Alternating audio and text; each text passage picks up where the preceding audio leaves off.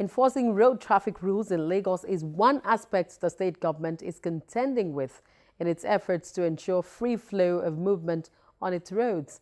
Even with the provision of pedestrian walkways and bridges, the flagrant avoidance of this infrastructure is a worry to the state government.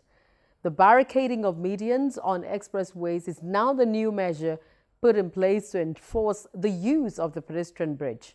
Deadline Lagos captured this experience in Ojota area of the state, a popular area in Lagos. A long queue of pedestrians and commuters waiting to use a footbridge at Ojota bus stop on the popular Lagos-Ikorodu road. Ojota is one of the densely populated communities in Lagos. It records a large number of pedestrians and commuters on a daily basis.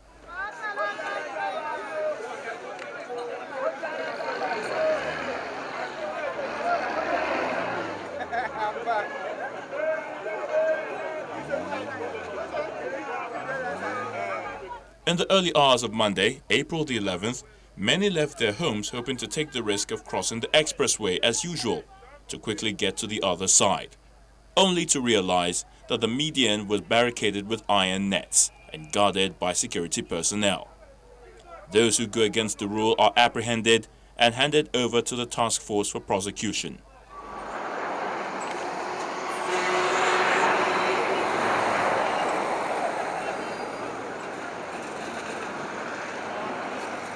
With these in place, pedestrians, both old and young, are forced to take turns to use the footbridge. It's the only way to get to the other end of the dual carriageway.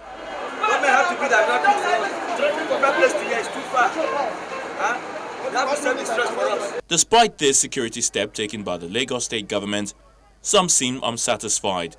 They prefer the easy but risky option. How long have you been on the queue? Over 1 hour. I see the way I'm sweating. Over 1 hour because I crossed from the other side this way. The queue here is even more than the other side. I'm just coming from Oniko, Lagos Island, down to Maryland, Ojota here. I see queue from here to Ogudu to climb the bridge. It's not even to enter BRT again, no, just to climb bridges. They say we should not cross the road anymore. Fine is good, but we are under sun to queue. It will take you 30 minutes, if at all it's no more than. The manual bridge is not able to help people with luggages. There are so many people that came in last night from across the state, and they were all hounded into Black Marias and taken away. They were oblivious of Lagos laws about using bridges. They don't know about it. Now, these bridges is not helping elderly people, people with cripples, and people, they're not friendly to handicapped people, people that have difficulty climbing bridges. Or let's say it should be friendly. We should have maybe a better bridge constructed to cater for handicapped people. Others see it as a welcome development. It's a good development because the government is trying to save lives. As a matter of fact, we don't use all this bridge before.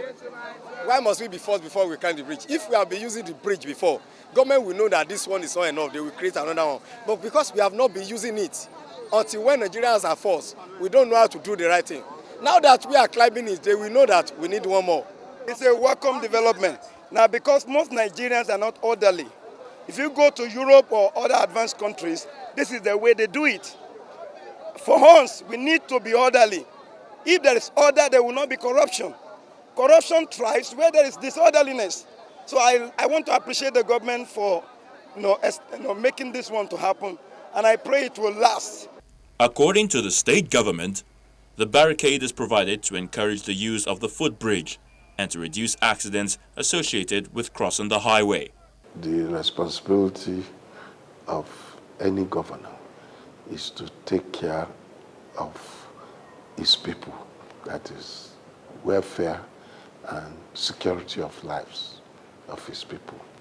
To that extent, we are introducing or we are constructing, erecting a barricade along that corridor in order to save lives, to discourage people from crossing the road. Experience has revealed that people are knocked down, killed on the average about 2 per week. And that is not, despite the fact that we have a pedestrian bridge there. So the only way we can encourage people to use it is by erecting that barricade along the median. While these foot travelers endure the pain of waiting to use the bridge, they are of the opinion that the infrastructure on ground isn't enough to accommodate the large number of pedestrians in the area.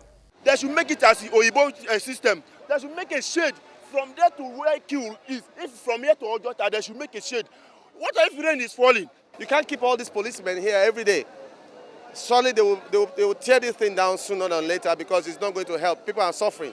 But if they have a zebra crossing, everybody knows that they have to queue on a zebra crossing. At a particular point in time, the street light will say, the traffic light will say walk, and everybody walks across at a particular time, and you say, okay, it's now for traffic, we can wait. We have the flyover, and then we have zebra crossing. Both of them work hand in hand. The one we have here is very narrow, and Lagos is overpopulated, whereby people rushing to work in the morning, they get to their offices late. If by this time of the day, the queue is as long towards Ogudu Street, down there, then people will spend hours just to cross over, and the aim is already defeated because time is money in Lagos. So we need an urgent extra ones, probably 2 more, making it 3. Then the new ones should be wider than this. The width of that bridge is about 2.53 meters, and which is enough to accommodate 2 people in opposite direction, if not more.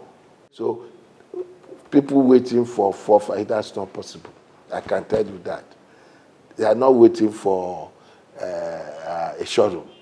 If they are waiting for a shuttle, I can understand that they are waiting for a shuttle to take that shuttle. This is there. It's only taking people from point A to point B. So there is movement.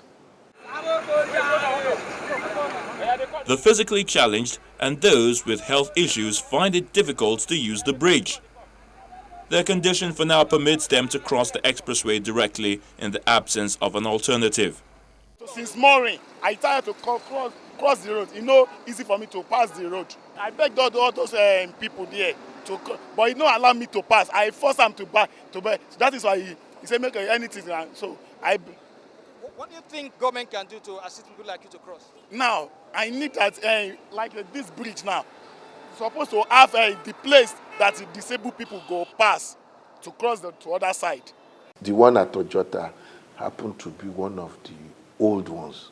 The ones that we are doing now, we've made provision for physically challenged and elderly people.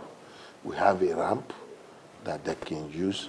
If you go to my 12, we just completed one there now, and we're about, covering it up, You see that apart from the stairwell, we also have a ramp for physically challenged, and that is our new standard now.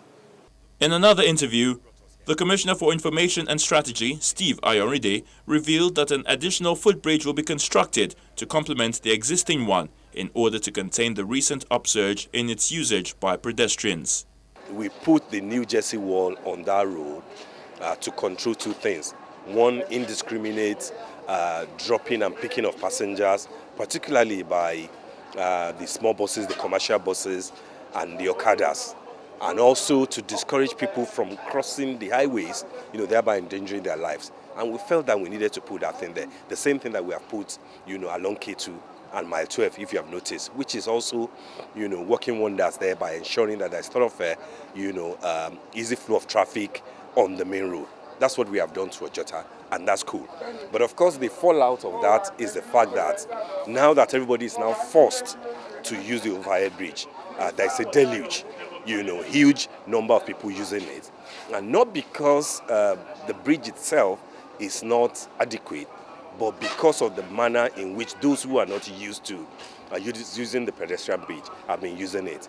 We recognize, of course, that there can't be any trading going on there. So part of what we have done is to remove in totality all forms of begging or trading on the overhead bridge so that there can be easy flow of traffic Even if that achieves what we are trying to do, we know that on the long run, because we intend to ensure that the New Jersey Wall stays there permanently. Now, we'll need to put another bridge there, and the governor has said that work will commence next week, and he has given a deadline of 3 months. So we believe that with an additional overhead bridge there, the problem of huge human traffic using the pedestrian bridge will come to a permanent end in a matter of few months. But in the meantime, what we have done is to say that let the human traffic flow easily without trading on the bridge, without people begging, and then without people running into each other. The state government adds that the proposed new bridge will also accommodate the special needs for the physically challenged. For now, commuters need to be patient with government while it fulfills its promise to construct another footbridge.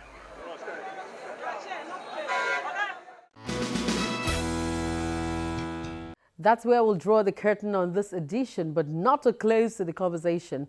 Please visit our social media platforms showing on your screen and drop your lines for us. See you again, God willing, next week for New Package. I'm Loretta Chiogo. Bye for now.